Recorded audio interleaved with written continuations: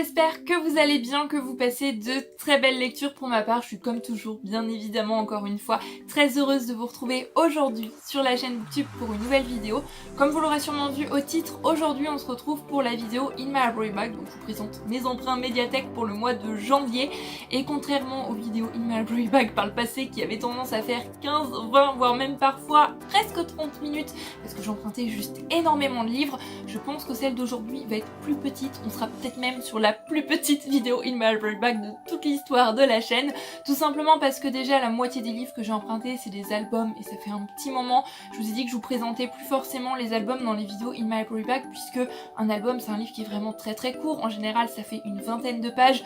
Je vous résumais assez rapidement ce que j'en savais au vu de la quatrième de couverture, je vous montrais quelques illustrations, donc en fait il n'y avait plus vraiment de surprise si je puis dire pour les vidéos Parlons Album, donc j'ai choisi tout simplement de ne plus vous présenter les albums dans les vidéos In My Library Bag. Et comme c'est déjà la moitié de mes emprunts, il me reste plus que 6 livres à vous présenter aujourd'hui, ça devrait donc être assez rapide.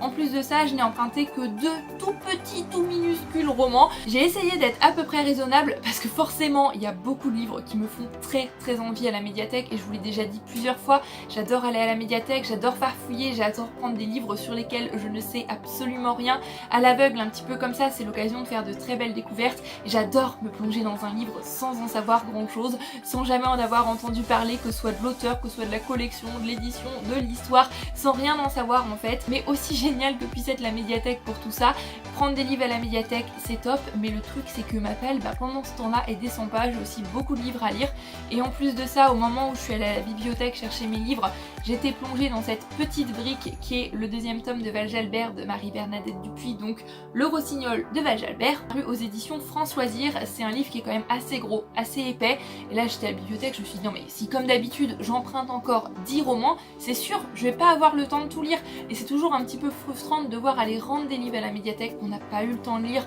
J'ai vraiment envie maintenant de prendre des livres à la médiathèque en restant dans le raisonnable, en restant dans le plausible. Attention, je sais pas du tout combien de temps ça va durer, mais en me disant voilà, j'ai tant de temps, c'est possible, je peux découvrir tous ces livres. Après bien sûr, si pour une raison X ou Y je ne découvre pas tous ces livres, c'est pas grave, pas de pression, mais ça reste quand même dans le domaine du possible. Trêve de blablatage, on commence sans plus tarder parce que je vous dis que cette vidéo va être assez courte, mais si on commence déjà à faire une intro de 5 minutes, ça risque d'être un petit peu compliqué.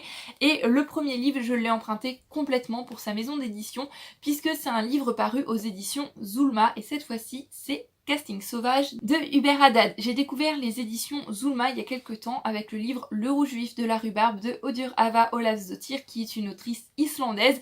Je m'excuse encore par avance parce que je ne sais absolument pas comment se prononce le nom de cette autrice. En tous les cas, ça a été une très belle découverte. C'est un livre qui m'a fait voyager en Islande et qui m'a permis de découvrir les éditions Zulma. Et d'ailleurs, j'ai découvert que les éditions Zulma publient aussi quelques livres de l'auteur Dany Laferrière, qui est un auteur haïtien, un académicien aussi dont j'aime beaucoup la plume. J'ai lu son livre L'odeur du café que j'ai beaucoup aimé également, donc pour l'instant les quelques livres des éditions Zulma que j'ai pu lire, ça a été de belles découvertes, donc une maison d'édition qui deviendra peut-être par la suite une valeur sûre. Je vous invite d'ailleurs à aller sur leur site parce que déjà leurs couvertures sont géniales, mais la mise en page, tout ce qui a été fait dans le même esprit sur le site, c'est juste génial. Je vous mets ça dans la barre d'infos. Les éditions Zulma se sont un petit peu spécialisées sur les auteurs du monde, de pays peut-être un petit peu moins connus que des livres d'auteurs francophones, anglophones, anglais, américains. J'ai vraiment envie aussi de diversifier mes lectures à ce niveau-là et de lire des livres d'auteurs venant de d'autres pays, pas seulement l'Angleterre, les États-Unis, la France ou les pays en général francophones ou anglophones. Ici, c'est un auteur tunisien, il me semble, même si le livre va se passer à Paris. Il est assez bien noté sur Livre Addict. On y suit un personnage qui va aller faire du repérage pour un casting, quelque chose pour le cinéma à Paris, et on va découvrir cette ville à travers ses yeux. Je suis pas allée souvent du tout à Paris, peut-être 1 ou 2 fois seulement dans ma vie, et je m'y suis pas vraiment arrêtée, j'ai pas pris le temps de faire la touriste, donc j'ai hâte de découvrir cette ville à travers les yeux de l'auteur, hâte de découvrir son style, et en plus de ça, ça va être le premier livre d'un auteur tunisien que je lis, je crois, donc comme d'habitude, on verra bien ce que ça donne. De toute façon, j'avais en tête en allant à la médiathèque de prendre un livre des éditions Zulma. Je me suis dit bon le premier qui me tombera sous la main, ça a été celui-ci. En plus de ça, il est tout petit, ça fait complètement mon affaire et j'ai hâte de partir à sa découverte. Bien sûr, comme d'habitude dans les vidéos In My Library Bag, si j'ai pris chacun de ces livres, c'est que j'ai hâte de les découvrir, donc je vais essayer d'éviter de vous le répéter à chaque fois. On poursuit avec le deuxième roman, encore une fois tout petit, minus, rikiki. Cette fois-ci c'est un auteur italien puisque c'est un livre de Paolo Giordano et c'est Les humeurs insolubles. C'est paru aux éditions Point. un livre dont j'ai jamais entendu parler et encore une fois, là dans ma mémoire, il me semble pas avoir déjà lu un livre d'un auteur italien, donc ça c'est top. C'est un livre qui a l'air très émouvant, très touchant. La 4e de couverture est pleine de métaphores, ça m'a l'air très poétique. Il me semble qu'on va y parler du deuil et la 4e de couverture, il y a un petit extrait qui nous dit « En dépit de nos espoirs, nous étions insolubles l'un dans l'autre ». Voilà, tout ça m'intrigue, m'interpelle. Voilà, comme je vous le disais, c'en est déjà tout pour les romans et on passe maintenant aux bandes dessinées. Pas de classique de la bande dessinée pour cette fois-ci, même si le premier livre, on peut presque le considérer comme un classique maintenant. Il s'agit des Carnets de cerises, c'est le tome 3. Qu'est-ce que je suis contente d'avoir pu le prendre à la médiathèque. C'est le dernier des 5 trésors parus aux éditions Soleil dans leur collection Métamorphose. Pareil, les éditions Soleil, je suis juste complètement fan de ce qu'ils font. C'est de Joris Chamblin et Aurélie Néret. Je pense qu'on n'a plus besoin maintenant de présenter cette bande dessinée. J'ai pu découvrir les 2 premiers tomes, j'avais tout simplement adoré. C'est une bande dessinée qui a beaucoup de succès, donc c'est toujours un petit peu difficile de l'avoir à la médiathèque. Je pense pas toujours à réserver. Là, j'étais en train de farfouiller comme d'habitude à travers les rayonnages bande dessinée jeunesse. Et il ne restait plus qu'un tome des Carnets de cerises et c'était le tome 3, celui auquel je suis rendue, donc c'était l'occasion ou jamais.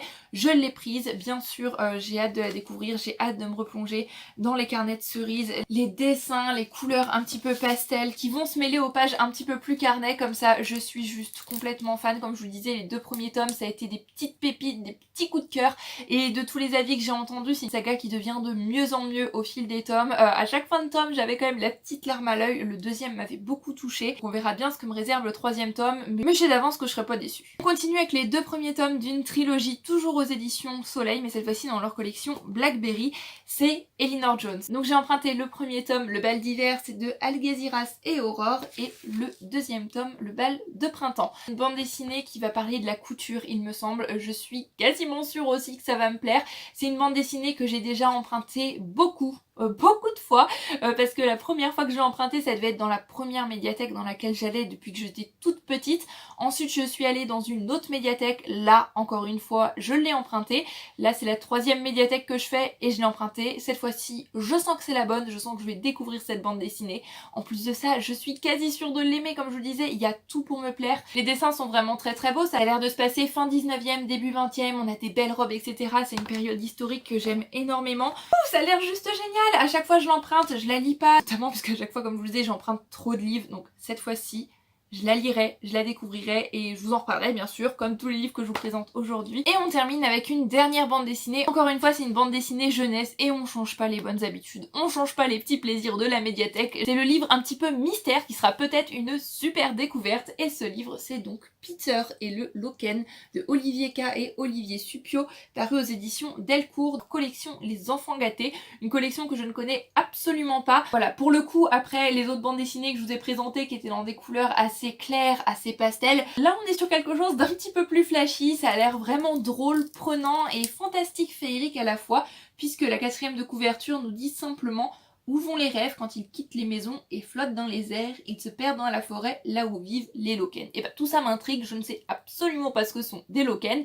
mais j'espère bien le découvrir avec cette petite bande dessinée. Voilà, c'en est tout, cette vidéo In My Library Bag est maintenant terminée. Comme d'habitude, si vous avez lu l'un de ces livres, si vous avez envie de découvrir l'un de ces livres, n'hésitez pas à venir en discuter dans les commentaires, ça me fait toujours super plaisir d'aller échanger avec vous par ici. Pour ma part, j'ai super hâte de découvrir chacun de ces livres, de vous en reparler. Sur ce, je vais retourner à ma lecture, je vous fais à tous plein de bisous, je vous souhaite une très belle journée, nuit, soirée, quel que soit le moment auquel vous regardez cette vidéo, plein de très belles lectures et je vous dis à bientôt sur la chaîne Booktube pour une nouvelle vidéo. Prenez grand soin de vous, bye bye.